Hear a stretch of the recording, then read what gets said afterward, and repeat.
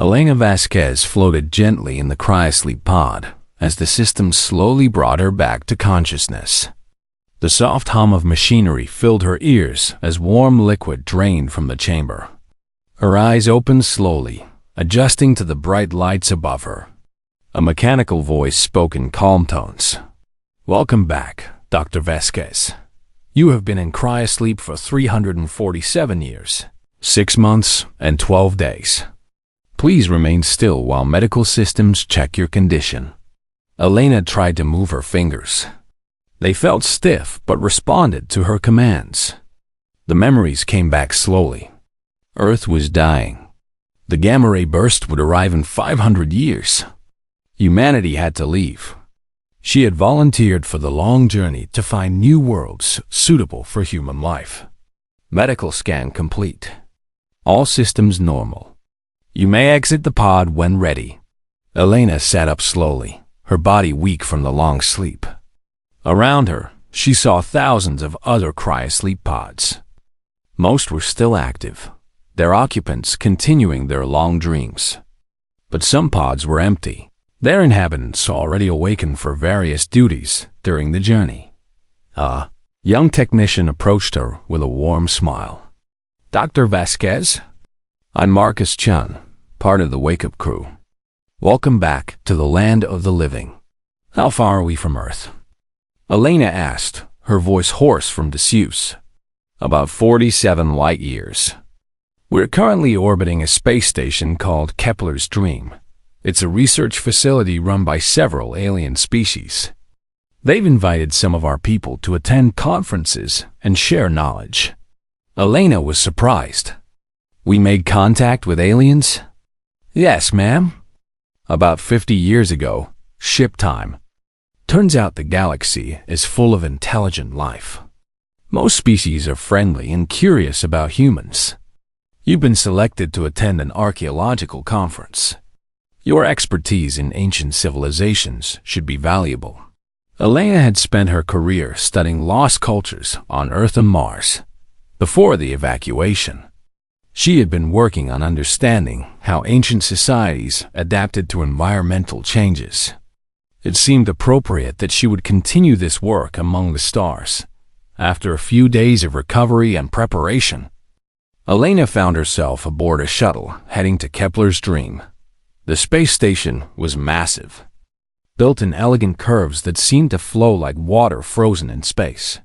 She had never seen architecture like it. The docking bay bustled with activity. Elena saw her first aliens up close. Tall beings that looked like they were made of living crystal moved with graceful steps. Insect-like creatures with multiple arms worked alongside smaller, furry beings that reminded her of otters. The diversity was amazing. A crystalline being approached her with what she assumed was a welcoming gesture. When it spoke, a small device around Elena's neck translated the words. "Greetings, human Elena. I am Thelanara of the Zephyrian Archaeological Institute. We are honored to have a representative from your species at our conference." "Thank you for inviting me," Elena replied. "I'm excited to learn about your discoveries." "Excellent. The main lecture begins in 1 of your hours. Today's topic is quite fascinating. We will be discussing the most mysterious extinct civilization in our region of space." Elena followed Thelanara through corridors filled with aliens from dozens of different species. The auditorium was huge, with seating designed for many different body types. Elena took a seat in the human section. Noting that she was the only human present, Thelanara took the stage as the lights dimmed. "Fellow researchers, today we examine a civilization that achieved remarkable things in a very short time before mysteriously vanishing from the galaxy." The first image appeared on the screen behind Thelanara. Elena gasped. It showed the skyline of New York City, exactly as she remembered it from her childhood visits to Earth. "This species," Thelanara continued, "emerged from a single world and spread to several planets in their local system in less than 2 centuries. They showed remarkable innovation and adaptability." More images flashed on the screen. Elena saw pictures of Mars Colony 1, where she had lived and worked. She saw the orbital factories around Jupiter, where humanity had built their great ships. She saw Earth's moon, covered with the launch facilities that had sent millions of humans to safety among the stars. What makes this civilization truly unique, Thelanara said, is how suddenly they disappeared. Archaeological evidence suggests they abandoned all their worlds within a 50-year period, leaving behind empty cities and unused technology. Elena felt cold despite the warm air in the auditorium. They were talking about humanity in the past tense, as if humans were already extinct. Their technology was impressive but primitive by our standards. However, they achieved something remarkable: complete species-wide cooperation in their final decades. We have found no evidence of the wars or conflicts that marked their earlier periods. The next image made Elena's heart stop. It was a group photograph of young humans in graduation robes, standing proudly in front of a red Martian landscape. Elena recognized it immediately because she was standing in the front row, second from the left. This image shows what we believe was an educational ceremony. The individuals appear to be young adults who had completed some form of training. Notice the formal clothing and the ceremonial objects they wear. Elena stared at her own face on the massive screen. She looked so young and hopeful in the photo. It had been taken on the day she received her engineering degree from the Mars Colonial Academy. She remembered that day clearly, the pride she felt, the excitement about her future career. The party afterward, where she had danced until dawn under the Martian sky. Now aliens were studying that photo like an ancient artifact. They were discussing her graduation like it was a primitive ritual from a dead civilization. Elena's hand shook as the reality hit her. Humanity had spread so far across the galaxy that these aliens had found their abandoned worlds and assumed humans were extinct. The evacuation had been so complete that no trace of living humanity remained in this part of space. The lecture continued, but Elena barely heard the words. She watched as Thelanara displayed more photos, her laboratory, her research team, the apartment building where she had lived on Mars, all of it described as ruins from a lost civilization. Elena realized she was not just attending an archaeological conference. She was attending her own species' funeral. Elena stood up so quickly that her chair scraped loudly against the floor. The sound echoed through the quiet auditorium. Hundreds of alien eyes turned to look at her. "Excuse me," Elena called out, her voice shaking with emotion. "That's not a ritual ceremony. That's my graduation photo." A ripple of confused sound spread through the audience. Different species made different noises when surprised, creating a symphony of clicks, chirps, and whistles. Thelanara's crystalline face turned toward Elena with what might have been confusion. "I'm sorry, human Elena, but I do not understand your statement." "That photo you just showed," Elena said, pointing at the screen. "I'm in it. Front row, second from the left. That's me graduating from the Mars Colonial Academy. It was taken 350 years ago." The auditorium erupted in chaos. Aliens turned to their neighbors, speaking rapidly in dozens of languages. The translation device around Elena's neck struggled to keep up with the overlapping conversations. "Impossible," said a voice from the insectoid section. "The specimen displays classic symptoms of archaeological syndrome." "What's archaeological syndrome?" Elena demanded. An otter-like being near the front spoke up.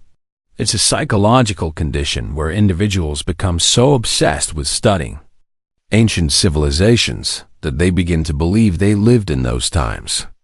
"I'm not obsessed with anything," Elena said firmly.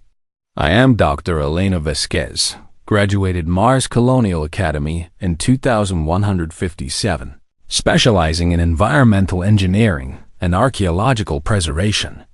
I worked on the Great Library Project and helped design the supply cache networks for the evacuation." Thelanara held up a hand-like appendage for silence. Human Elena, while I respect your enthusiasm for this ancient culture, you must understand that this civilization disappeared over 3 centuries ago. No humans have been seen in this region of space since then. Because we left, Elena said. We didn't disappear. We evacuated, all of us. We detected a gamma ray burst that would sterilize our solar system in 500 years.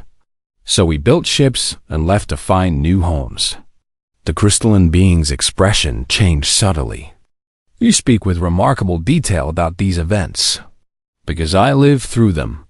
I was there when we made the decision to leave Earth. I helped design some of the preservation systems for the colonies we had to abandon. A small, fuzzy alien in the middle section stood up. If your species evacuated, where did they go? Everywhere, Elena replied. We sent ships in all directions.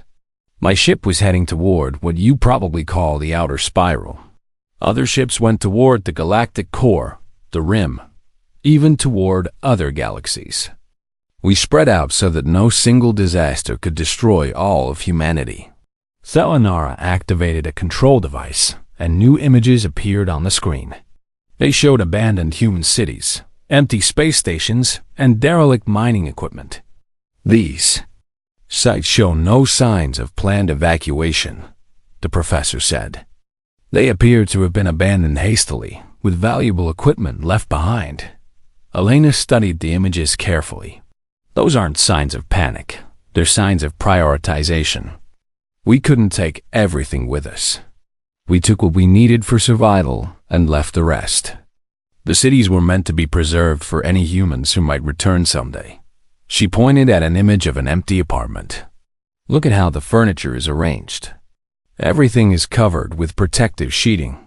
The windows are sealed. That's not abandonment. That's preservation. More aliens began paying attention to Elena's explanations. A large, tentacled being in the back asked, "What about the technology gaps?" Many devices appear to have been deliberately destroyed. Not destroyed, cannibalized. We stripped out the essential components to build better ships and life support systems. Every piece of metal, every circuit, every power cell was precious. We couldn't afford to waste anything. Thelanara displayed another image, a massive structure on what Elena recognized as Europa, one of Jupiter's moons. This facility appears to have been some kind of manufacturing center. It shows signs of intensive use followed by complete abandonment. Elena smiled sadly. That's Shipyard 7. My brother worked there. They built the hull sections for the colony ships. When the last ship launched, they shut down the facility and joined the evacuation themselves. The auditorium fell quiet as Elena continued. You call us a lost civilization, but we're not lost. We're scattered. There are probably human colonies spread across thousands of light years by now. You just happened to find the part of space we left behind. A young crystalline being near the front raised a question. If your people planned this evacuation so carefully, why do our records show no communication attempts? Surely an advanced species would try to contact other civilizations. Elena considered this. We did try to contact other species, but our communication technology was limited. We could only send signals so far. Most of our ships were headed to star systems dozens or hundreds of light years away. It would take centuries for messages to travel between us and any aliens we might encounter. But some of your people remained behind, surely. Asked the otter-like being. Some did, Elena admitted. Volunteers who stayed to maintain the beacon networks and supply caches for ships that might come later. They knew they would probably die before any help arrived, but they stayed anyway. The audience absorbed this information with various expressions of confusion and amazement. Elena realized that many of these species had never faced the kind of existential threat that would require such sacrifice. Thelanara studied Elena carefully. Your knowledge of these events is remarkably detailed. If you are indeed from this time period, how are you here now? Cryosleep, Elena explained. My ship has been traveling for over 300 years. We woke some people periodically to handle repairs and navigation, but most of us slept through the journey. I was awakened when your people invited humans to attend this conference. The professor's crystalline features shifted, and what Elena had learned was their equivalent of surprise. Are you saying that there are more humans aboard your ship? Thousands, Elena confirmed. We're a colony ship heading for a star system about 60 light years from here. We stopped at your station to resupply and share knowledge, as is customary among space-traveling peoples. Elena looked around the auditorium at all the alien faces staring at her. I came here expecting to learn about ancient alien civilizations. Instead, I find you studying my own people like we're already dead. The weight of the situation settled on everyone present. Elena wasn't just correcting historical details. She was bringing an entire civilization back from the dead, at least in the minds of these researchers. Thelanara made what Elena had learned was a gesture of respect among the Zephyrians. Dr. Vasquez, would you be willing to help us understand what really happened to your people? It seems we have much to learn about humanity. Elena moved to the front of the auditorium as Thelanara stepped aside. The massive screen still showed images of abandoned human settlements. Elena looked at her audience, hundreds of beings from dozens of different species, all waiting to learn the truth about humanity. You've been studying the ruins of our civilization for decades, Elena began. But you've been asking the wrong questions. You wonder why we disappeared so mysteriously. The real mystery is how we managed to save everyone. She gestured to an image of an empty space station. This station looks abandoned to you, but every detail tells a story of careful planning. See how the docking bays are arranged. We modified them to handle different types of ships. Some carried families with children. Others carried equipment and supplies. The largest ones carried elderly people who needed medical care during the journey. A tentacle being in the middle section spoke up. Our analysis suggested these modifications were made hastily, indicating panic or desperation. Not panic, Elena corrected. Urgency. We had less than 50 years to evacuate 8 billion people from Earth and another 2 billion from our colonies. Every day mattered. But hastily doesn't mean carelessly. Every modification was tested and retested. Elena touched a control panel, and the display changed to show technical diagrams of human ships. You called our technology primitive, but look closer. These ships were designed to carry people safely through space for centuries. Our life support systems had to work perfectly for longer than most civilizations have existed. She pointed to specific components in the diagrams. These aren't primitive systems. They're robust ones. We didn't have the luxury of making delicate, advanced technology that might break down far from home. We needed systems that could be repaired by people who might not be engineers, using materials they could find or make themselves. Thelanara studied the diagrams with new interest. Your point is well taken. We assumed simple meant inferior. But for your purposes, reliability was more valuable than sophistication. Exactly. And it worked. My ship has been traveling for over 3 centuries, and our systems are still functioning perfectly. Elena advanced to the next image, aerial views of Earth's major cities in humanity's final decades. You notice that we stopped fighting wars in our last 50 years. You called it mysterious. But there's nothing mysterious about it. When your entire species faces extinction, old arguments become meaningless. A crystalline being near the front asked, "How did you achieve such unity?" Our species required centuries to overcome our territorial conflicts. Elena paused, choosing her words carefully. We realized that survival required everyone to work together. Not just the people in charge, but everyone. A maintenance worker fixing air recyclers was just as important as a scientist designing new engines. A teacher preparing children for life on unknown worlds was just as valuable as a general organizing the evacuation. The images changed to show massive construction projects, shipyards, supply depots, training facilities. These projects required cooperation on a scale that had never been attempted. Entire nations worked together without fighting over resources or credit.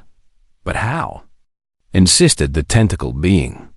Competition for resources usually increases conflict. Elena smiled sadly.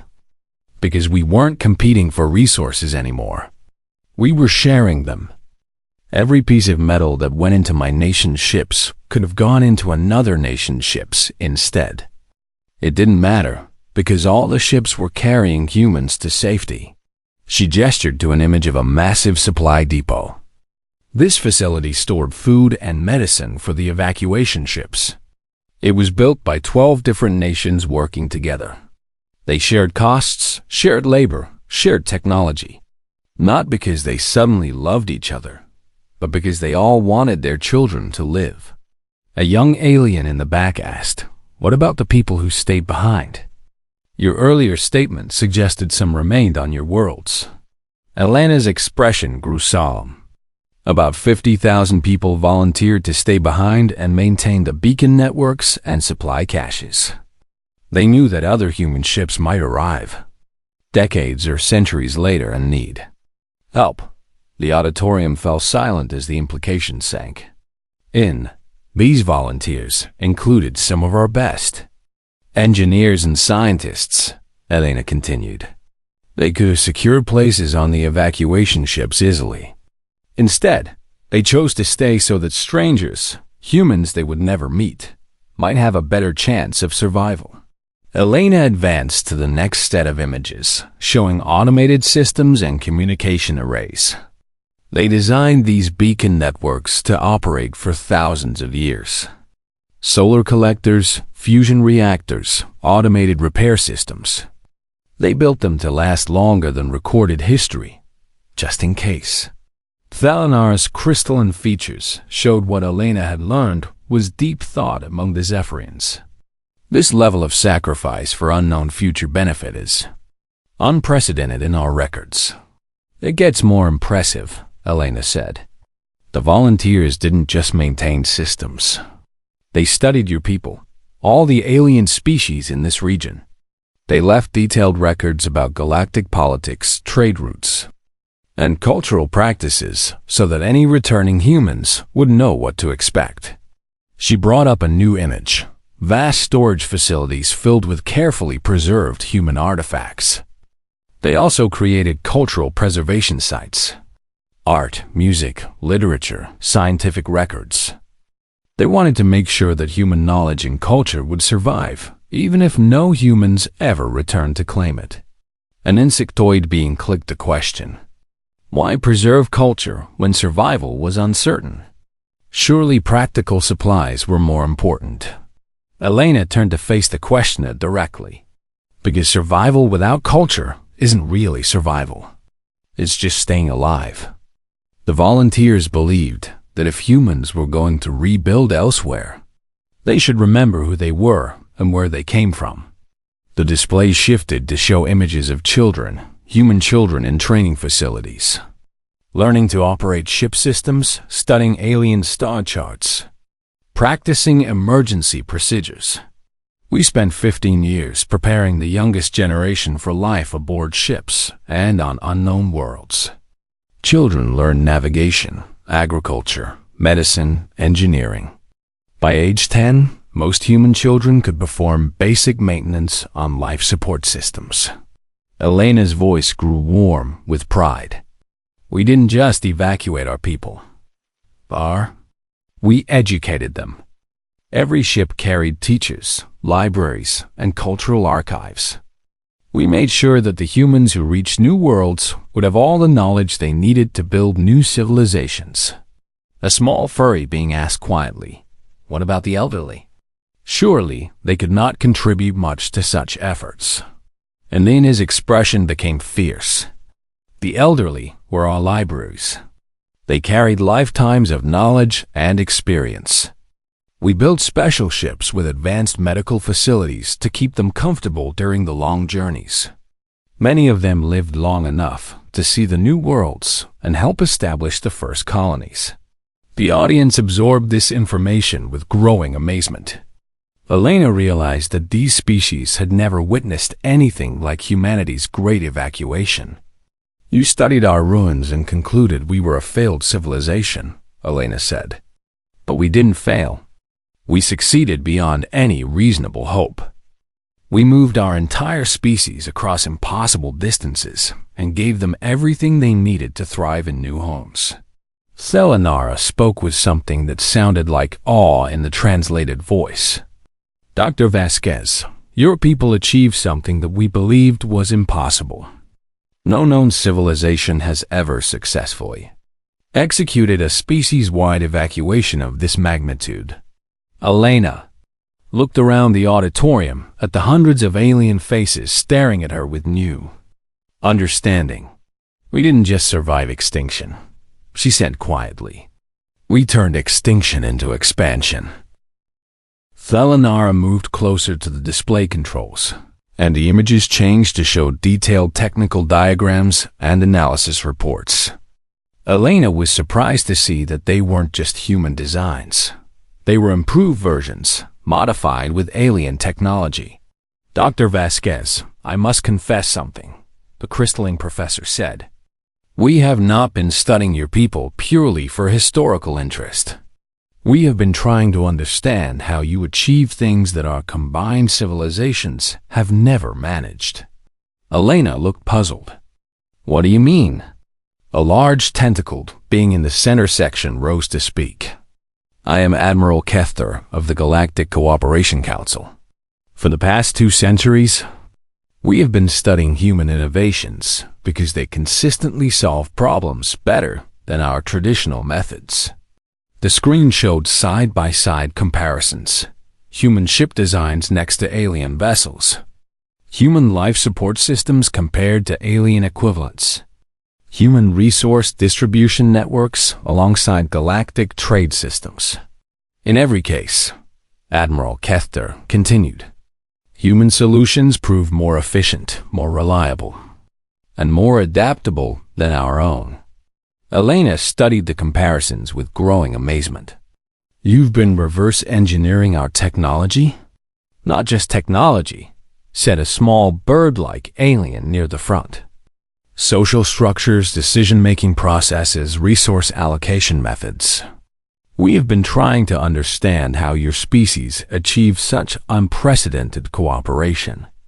Selenara activated new displays showing complex organizational charts. "Our species typically achieve cooperation through hierarchical control structures or treaty negotiations that can take decades to complete.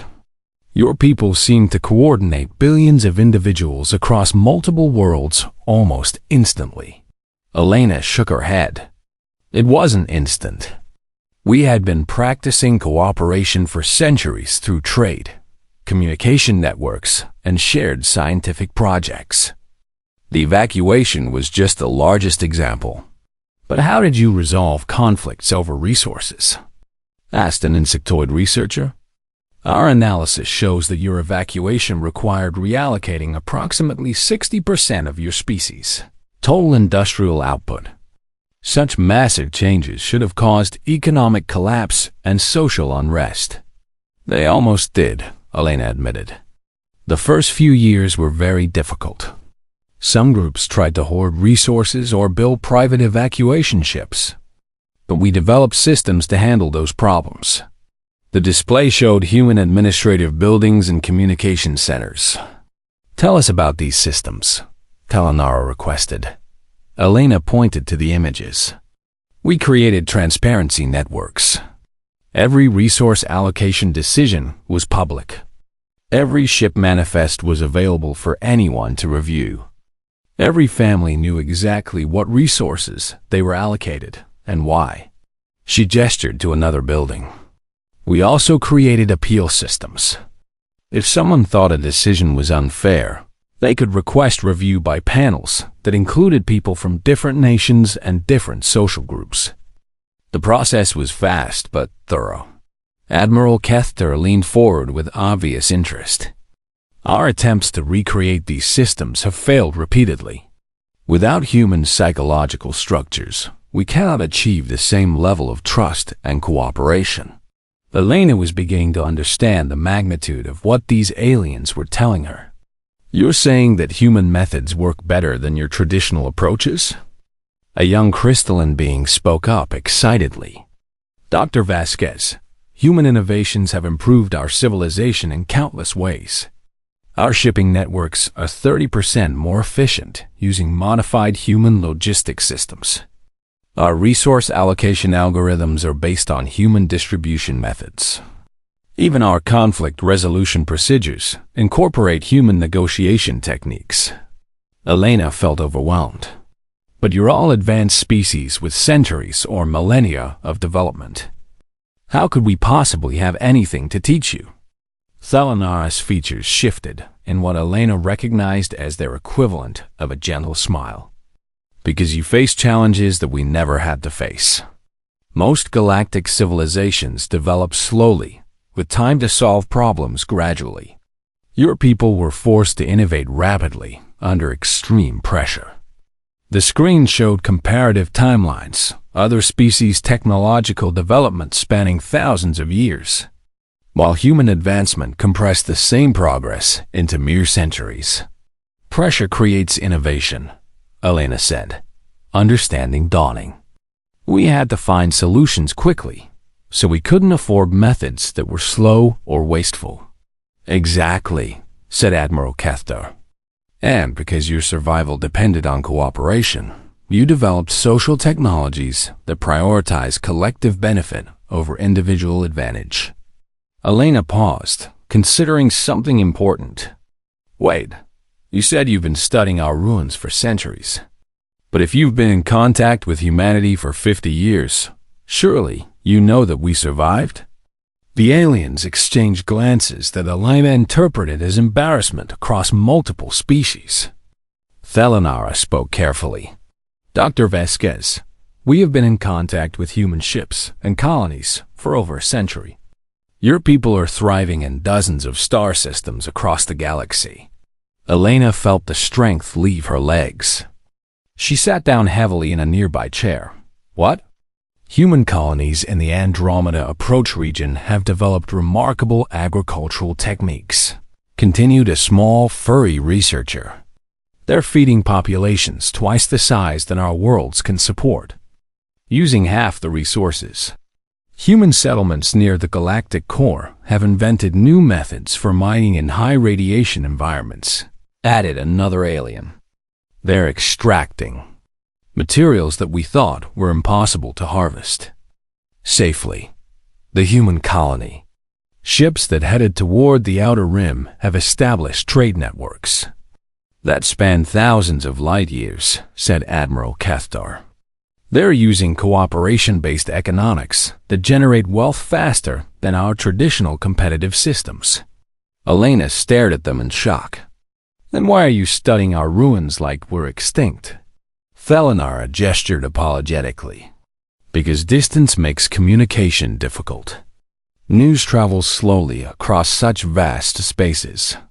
We knew humans survived, but we did not know the details of how you evacuated your original worlds.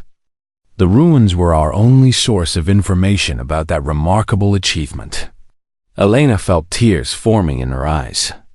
So humanity is not only surviving, we're thriving?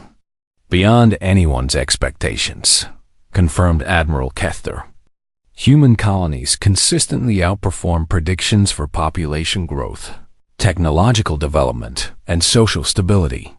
Your people have become one of the most successful expanding civilizations in galactic history. The bird-like alien added excitedly. Human innovations are being adopted by dozens of species. The efficiency improvements are transforming galactic civilization. Elena laughed through her tears. All this time, I thought I was the last remnant of a dead civilization. Instead, I'm just one small part of humanity's greatest success story. Thalanara approached Elena with obvious respect. Dr. Vasquez, you are much more than a small part. You are living proof of the principles that make human success possible. Your willingness to sacrifice decades of your life in cryosleep. Your dedication to preserving knowledge for future generations. Your species' commitment to helping others, even when facing extinction. These are the qualities that we have been trying to understand and emulate. Elena looked around the auditorium at all the alien faces watching her with admiration and curiosity. You really want to learn from us? Desperately, admitted Admiral Kethter. Our civilizations have achieved much, but we have never faced the kinds of challenges that shaped human society. We have much to learn about cooperation, innovation, and resilience under pressure. Elena stood up slowly, her mind racing with possibilities. Then perhaps it's time for a different kind of cultural exchange. Instead of studying our ruins, maybe you should meet the living humans who are building the future. Elena stood before the assembled researchers and diplomats, her mind clear for the first time since awakening from cryosleep. The massive auditorium buzzed with excited conversations in dozens of languages as aliens discussed the possibilities her presence represented. I propose we organize an expedition, Elena announced, her voice carrying clearly through the space. Not to study ruins, but to visit living human colonies and establish formal diplomatic contact. Admiral Kethter's tentacles moved in what Elena had learned indicated enthusiastic agreement. The Galactic Cooperation Council would strongly support such an expedition. We have wanted to establish formal relations with human governments for decades. Thelanara activated the display system, showing star maps marked with known human settlements. Dr. Vasquez, your ship was traveling toward the Kepler 442 system. According to our long-range observations, human colonies in that region have been extraordinarily successful. Elena studied the map with growing excitement. My ship carries over 8,000 people, including families, scientists, engineers, and teachers. We were chosen specifically to establish a new colony. We have everything needed to build a complete human society from the beginning. A young crystalline being raised what Elena assumed was a question gesture. Would your people be willing to share their social technologies and innovation methods? I think they would be honored to, Elena replied. Humans have always believed that knowledge grows when it's shared. We learn as much from teaching others as we do from discovering new things ourselves. Over the following weeks, Elena worked with representatives from dozens of alien species to plan the expedition. Her own ship would continue to its original destination, but now it would carry alien observers and cultural ambassadors. Other ships would launch toward different human colonies, creating a network of diplomatic contacts across the galaxy. Elena found herself serving as humanity's first galactic ambassador, helping alien species understand human culture and motivations, while learning about the incredible diversity of galactic civilization. The night before the expedition's departure, Elena stood in the observation deck of Kepler's Dream, looking out at the stars. Thelanara joined her, the crystalline being's form reflecting the distant light of countless suns.